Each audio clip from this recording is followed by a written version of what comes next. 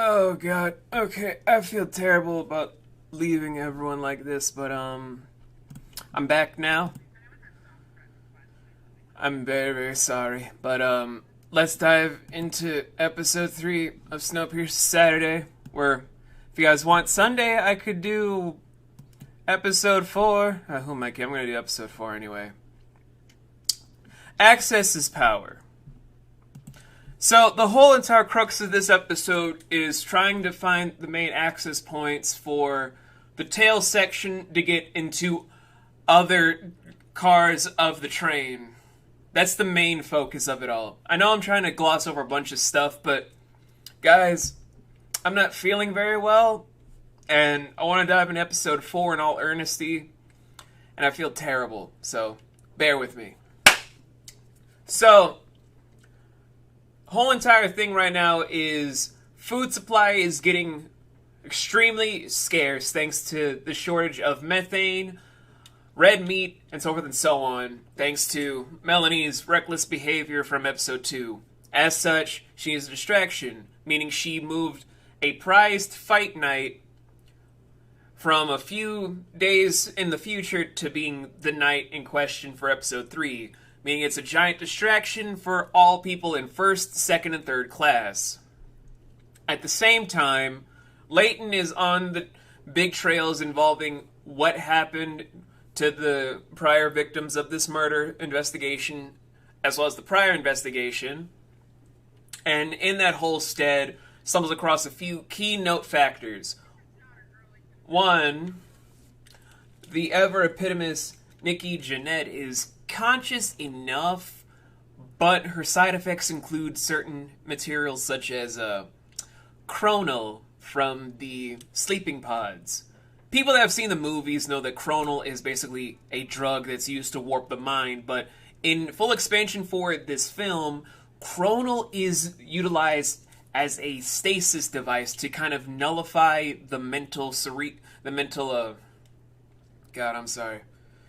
nullify all of the synapses within the mental lobes and shut down a bunch of stuff of the brain cells that circumnavigate the entire hemisphere of the cranium, therefore and thusly putting them in suspended animation without killing them, but doing a lot of rotting damage to gray matter surrounding the entire cerebral cortex.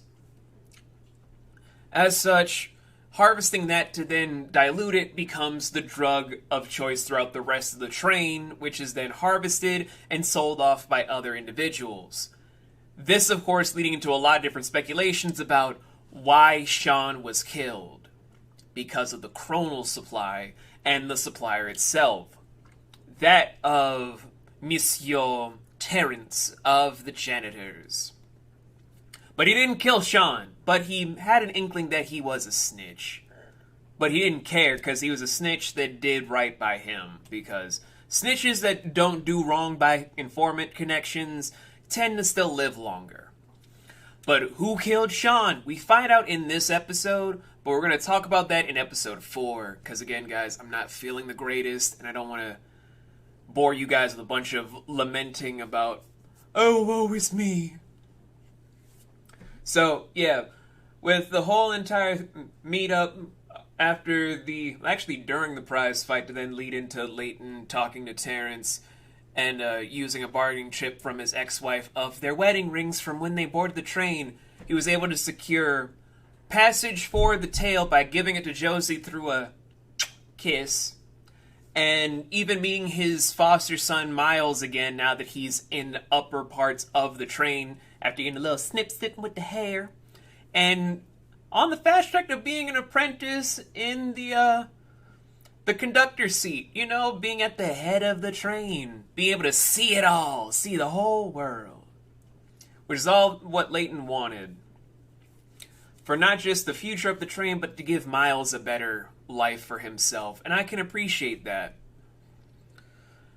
But lo and behold, a lot of good things do not last, because although we're getting closer to the end of the mystery, this is the episode where Nikki dies.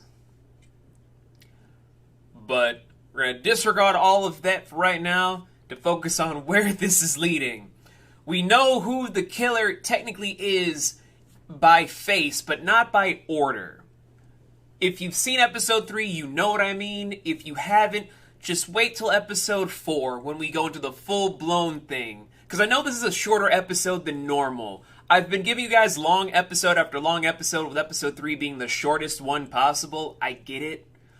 But due to the fact of some IRL problems, me not feeling the greatest physically, and just me wanting to still give you guys a Snowpiercer Saturday, this is the best I can do. Because I want to talk more, but I also need to go lie down. So I'm putting my health aside for a second to sit down with you guys. But I promise, either next Saturday or this Sunday, we're going to go into episode 4 in all its entirety, by even talking about the stuff with episode 3, making this probably the longest episode of Snowpiercer Saturdays / Sundays for makeup periods and points and shit like that.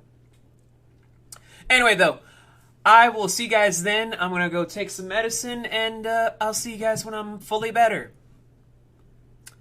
Where's my water? Too many homies want to play Simon Says. Nobody want to play hopscotch. 1 step, 2 step, down a couple blocks till they find a brother staring at the top spot. Everything is gorgeous from the lobby. Everything is lit when you broke. Everything's enormous when you never had shit. I can almost feel the fame. Is this close? I'll be outside like damn.